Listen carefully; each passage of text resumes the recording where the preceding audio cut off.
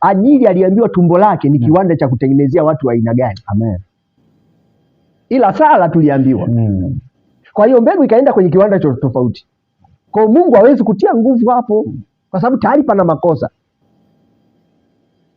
Ndio makosa ambayo watu wengi wanafanya leo. Mungu ameweka ndani yako neema ya kukua na madokta. Kama Mungu ameweka neema ndani yako ya kuwa na uzao wa madokta, watu wanaohusiana na eneo la afya.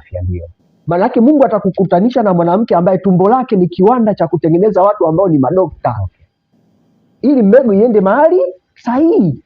Ikifika pale, ndio maana kuna mtu ukimtazama huambiwi huyu ni dokta. Muonekano wake tunasema huyu anaonekana kama dokta, unaambia yeye kweli ni dokta. Maana unagundua okay, mbegu ilienda sahihi.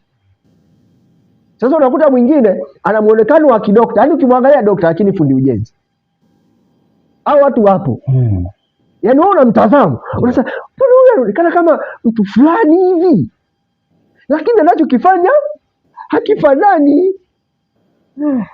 Manake kiwanda kilichomtengeneza kilitofautiana na mbegu iliyoenda au malighafi iliyoenda.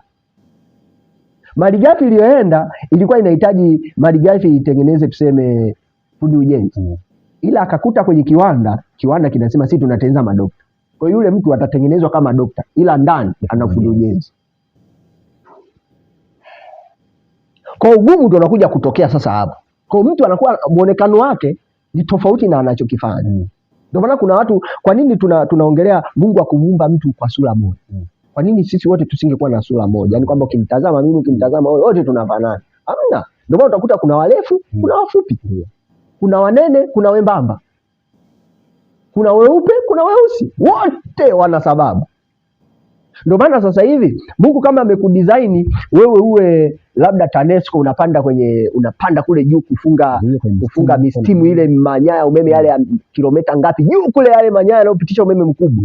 Mungu hawezi akakupitisha kwenye kiwanda ambacho kinatengeneza watu wanene.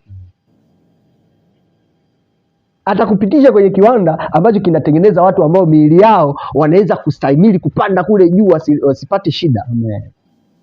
Sasa unakuta mtu ndani yake kweli, yani ufundi umeme unawaka ndani, ila mwili wake hauendani na kupanda kule juu. Unagundua hapa malighafi ilienda kwenye tumbo, kwenye kiwanda ambacho kinatengeneza mabosi wa kukaa ofisini, support kile ambacho alichokuwa anatakiwa aje kufanya. Ndio shida iliyokuja kutokea ndio utofauti kati ya Ishmaeli na Isaka. Kwa Mungu kwenye tumbo la Sara alisema hivi, atakayetoka